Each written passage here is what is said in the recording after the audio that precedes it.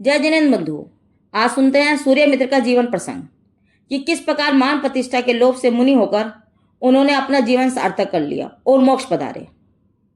राजगढ़ी नगर का राजा सुबलराज बहुत मूल्यवान रत्नों से जड़ित अंगूठी पहनता था। एक बार जब राजा स्नान से पूर्व तेल मर्दन के लिए तैयार हुआ तो रत्नों की आभा खराब न हो, इसलिए राजा ने अंगूठी निकालकर अपने राजपुरोहित सूर्यमित्र को दे दी। सूर्यमित्र पुरोहित ने वह अंगूठी अपनी उंगली में पहन ली और अपने घर चला गया। घर पहुंचकर उसने संध्या तर्पण आदि ब्राह्मण कार्य करके राज्य दरबार में जाने की तैयारी की, परंतु अंगूठी को उंगली में न देखकर अत्यंत उदास हो गया। उसने परम बोध नामक निमित्त ज्ञानी से पूछा कि मेरी उंगली में से जो सोने की अंगूठी गिर गई है वह मिलेगी या नहीं। निमित्त ज्ञानी ने जवाब दिया, मिल जाएगी, आप चिंता न करें। पुरोहित ने उसे विदा तो कर दिया, परंतु उसकी चिंता कम नहीं हुई। उसे तो उसी समय राजा की अंगूठी देनी थी। वह चिंता से व्याकुल होकर अपने महल के ऊपरी भाग में गया। उसने शहर के बाहर उपवन में भव्य जीवों को संबोधने वाले, तीन लोक के देवों द्वारा पूजनीय चरण वाले, मतिश्रुत अवधि ज्ञान को धारण करने वाले जगत वंदित सूर्यधर्म नाम के जैन मुनि आचार्य को देखा। उन आचार्य को देखकर पुरोहित ने विचार किया कि ये महाज्ञानवान साधु हैं, अतः अवश्य मेरी अंगूठी के संबंध में जानते होंगे, इसलिए इनसे एकांत में पूछना चाहिए। इस प्रकार विचार करके वह सूर्यास्त से कुछ समय पूर्व अंगूठी का पता लगाने के लिए आचार्य संघ के समीप गया। ज्ञान रिद्धि आदि गुणों के सागर, अपने शरीर से निष्प्रह, मोक्ष सिद्धि की इच्छा वाले योगी को देखकर वे लज्जा और अभिमान के कारण अपना प्रश्न पूछने में असमर्थ हुआ। तथापि अपने कार्य की सिद्धि के लिए मुनिराज के आसपास चक्कर लगाने लगा। अवधि ज्ञान के योग से उसे निकट भव्य जानकर परम उपकारी सुधर्माचार्य ने उससे कहा, हे सूर्यमित्र, राजा की अंगूठी गुम हो जाने से चिंतित होकर तू यहाँ मेरे पास अपनी चिंता मिटाना आया है ना। सूर्यमित्र पुरोहित अपनी मानसिक चिंता और संपूर्ण बात सुनकर अत्यंत आश्चर्यचकित हुआ। उसने योगी राज से कहा, हाँ।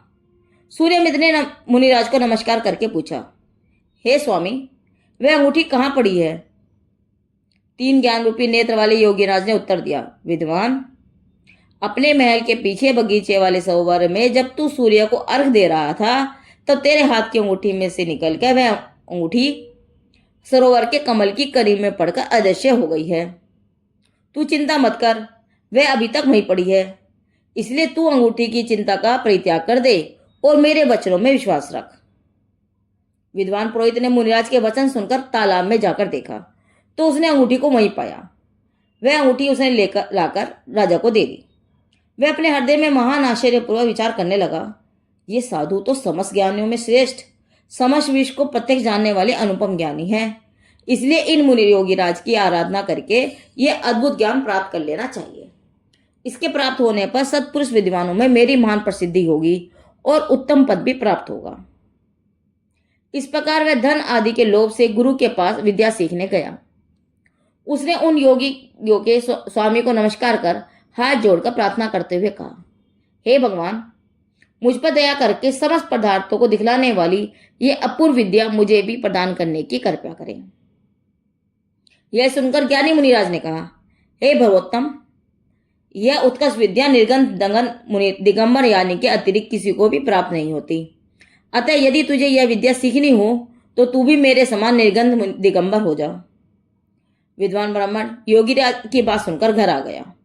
उसने परिवार के समस्त सदस्यों को बुलाकर दिगंबर मुनिवेश धारण करने का विचार प्रकट किया और कहा, इन योगी राज के पास बहुत ही अद्भुत विद्या है जो निगत दिगंबर वेश धारण करने वालों के अतिरिक्त वे अन्य किसी को नहीं देते।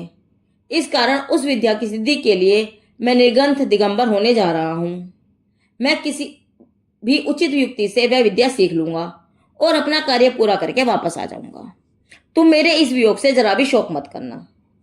उसकी बात सुनकर परिवारजनों ने उसे निर्गंथ दिगंबर होकर विद्या सीखने की सहमति दे दी।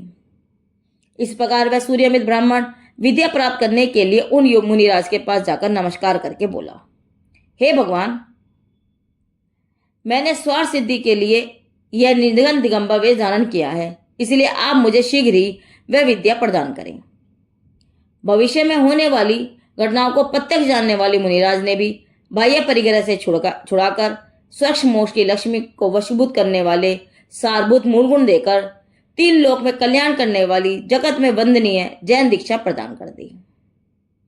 विद्वान ब्राह्मण सूर्यमित्र ने मुनि को नमस्कार करके प्रार्थना की, हे भगवान, अब दया करके मुझे वह विद्या प्रदान करें।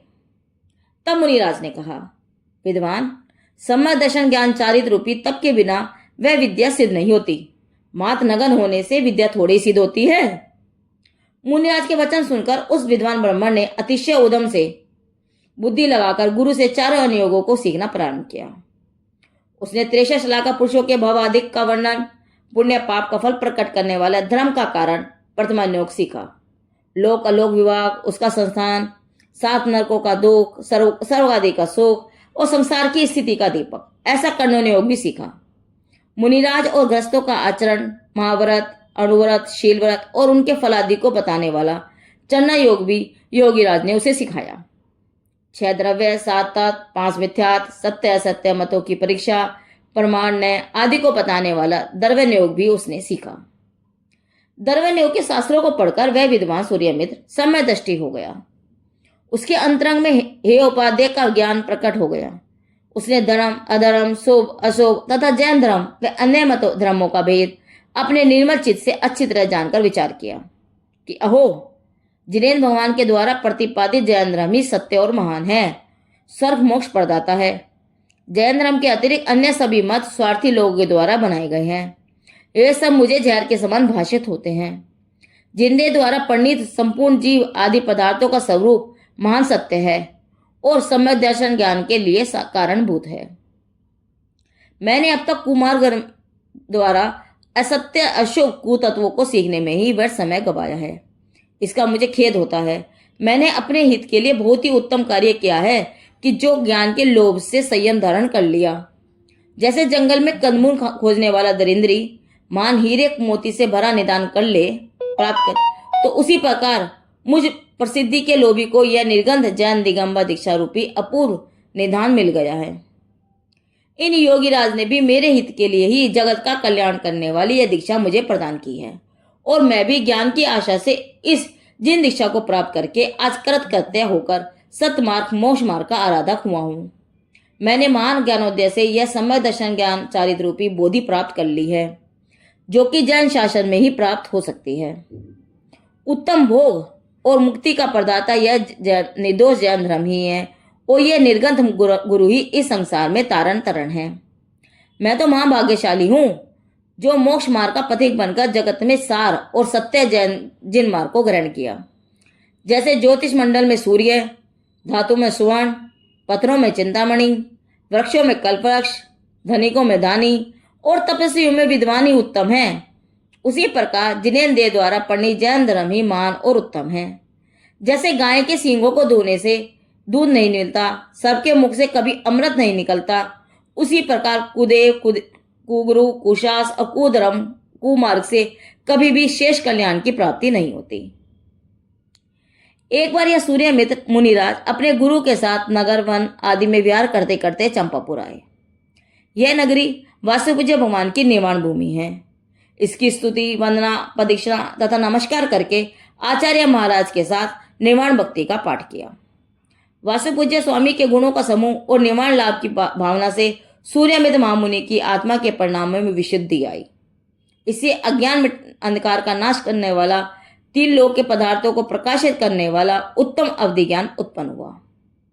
श्री सुधर्माचार्य ने इन सूर्यमित्र मुनिराज को ज्ञान विज्ञान से संपन्न, गुणों का सागर, सम्यक दर्शन ज्ञान चारित्र से विशुद्ध आत्मा वाले, संघ का भार उठाने में समर्थ, महान तपस्वी, महान ध्यानी, महान जितेंद्रिय, महान शील युक्त, जगत को सुखी करने में निष्प्रय और समस्त शिष्यों में गुणों से महान है, ऐसा जानकर संपूर्ण संघ की साक्षी पूर्वक आचार्य पद दे दिया।